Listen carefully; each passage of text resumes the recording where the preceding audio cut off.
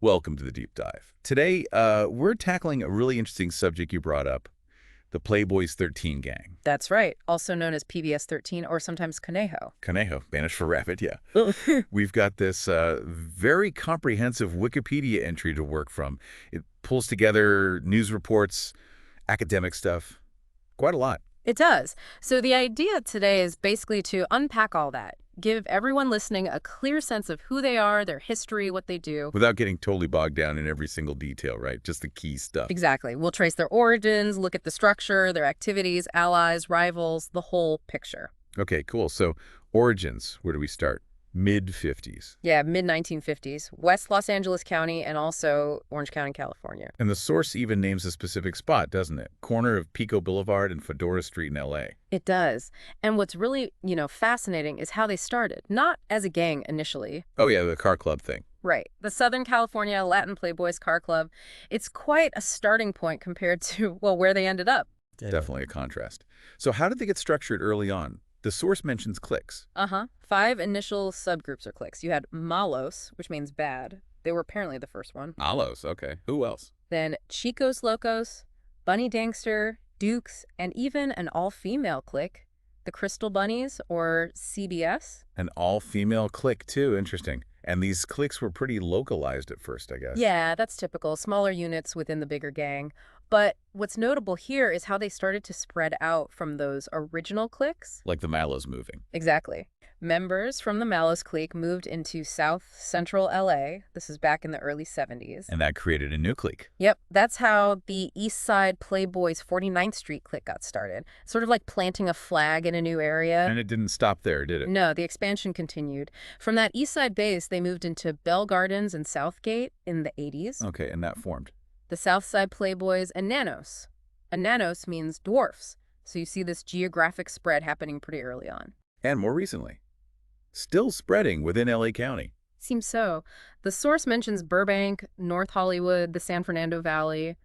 They've definitely branched out from the original turf. It wasn't just internal movement either, right? What about Orange County? Yeah, the Orange County Playboys, that apparently started in the 90s.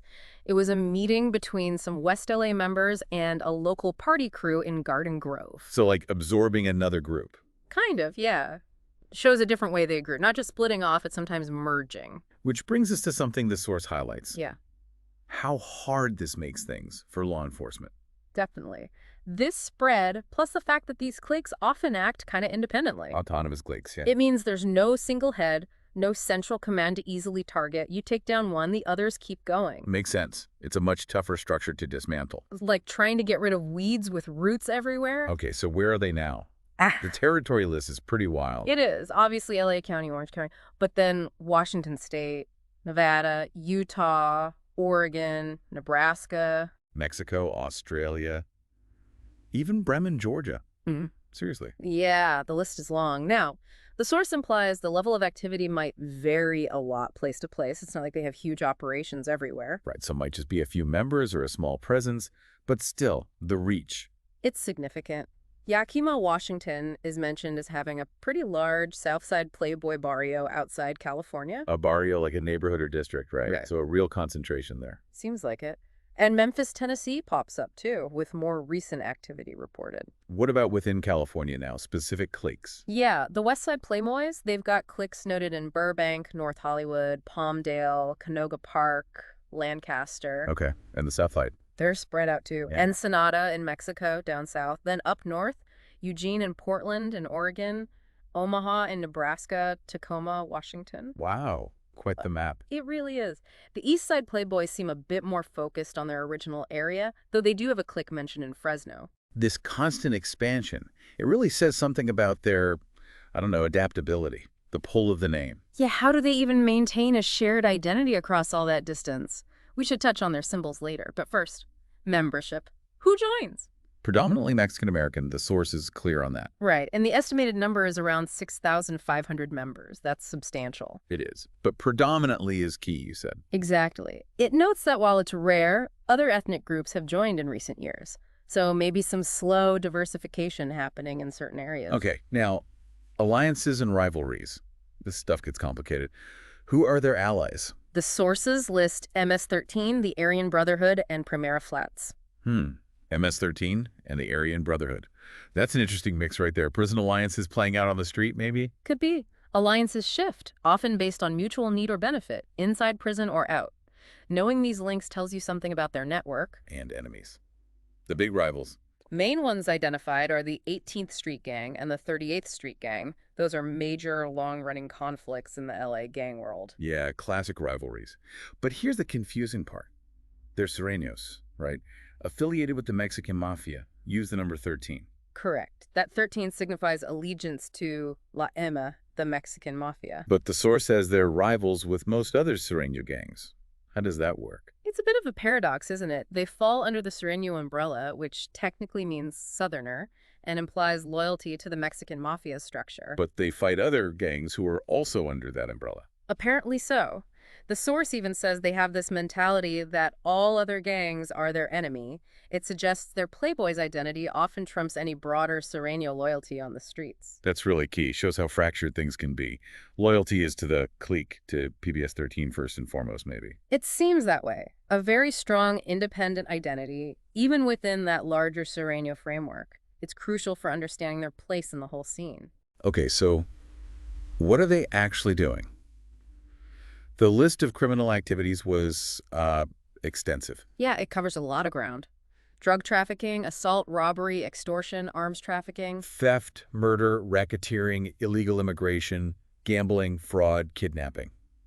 Pretty much the works. It really is a wide spectrum. It shows how gangs diversify their income streams and exert control. Does the source give specifics on money-making?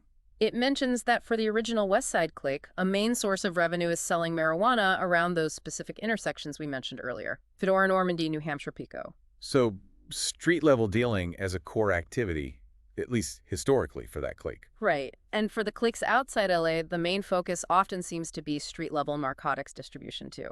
But again, involved in plenty else besides. The source mentioned some specific violent incidents too, didn't it, to illustrate the point? Uh-huh.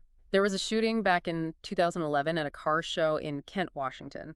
Southside Playboys members were involved, got a lot of press. Right. I think I remember hearing about that. And also incidents in Oregon, in Eugene and Portland, including a shooting in Portland where, tragically, an innocent bystander was killed. These things show the real danger involved. Definitely. Okay, let's switch gears slightly. Identifiers. How do you know it's them? The most obvious thing is the Playboy bunny logo. You see it in tattoos, graffiti. Often with PBS around the bunny head. Exactly. It's very distinctive, instantly recognizable. Their main color is blue. Blue, like most Sureño gangs. Right, signifying that connection. But interestingly, some subgroups apparently used other colors sometimes, maybe for their own clique identity. Like the Pink Bunny Clique. Yeah, the source mentions them an all-female group, now mostly inactive, that used pink and blue. Shows that internal variation. And beyond the visuals, what about the culture? Well, the source stresses a strong sense of territory, a strong sense of family or brotherhood within the clique. That's pretty common for Hispanic street gangs, that intense local loyalty. And they use the internet now, too. Yeah, that's a modern twist, using social networking sites to communicate across all these different cities and states they're in. Helps keep things connected despite the distance, I suppose. For sure. It shows how gangs adapt and use whatever tools are available. Helps manage that decentralized structure we talked about. And finally, that connection to La M, the Mexican Mafia, is crucial. Absolutely. Because that dictates behavior inside prison. On the inside, those rivalries with other Sureños often get put on hold. Because La M calls the shots in the prison system. Pretty much. They enforce a kind of truce among Sureños behind bars. The M in La IME is the 13th letter, hence the 13 in Playboys 13 and other Sureño gangs. It's all about that prison power structure. Right, so it's a different world inside versus outside. Definitely. The street rules and prison rules aren't always the same. Okay, so let's try to wrap this up. We started with a car club. Yeah, the Latin Playboys car club. And ended up with this sprawling, multi-state, even international gang, the Playboys 13. With a really strong identity, that bunny logo, the PBS.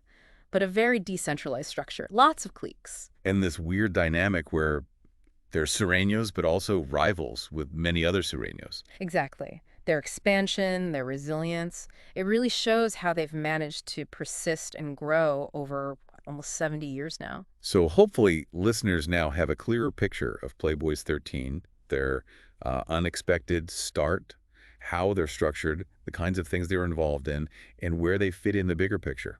It gives context, right? When you hear about them in the news, you understand a bit more about the background, and it shows these aren't simple organizations. Each has its own story. For sure. Which leads to a final thought, I guess. Thinking about their history, how spread out and autonomous the cliques are, and now how they're using the internet. Well, Yeah. how is that going to shape what they do next? How does that change the challenge for law enforcement? This kind of decentralized model, supercharged by technology. It really makes you wonder about gang control and identity going forward, doesn't it? It really does. A Yeah. decentralized network that can communicate instantly. That poses some very 21st century questions. Definitely something to think about.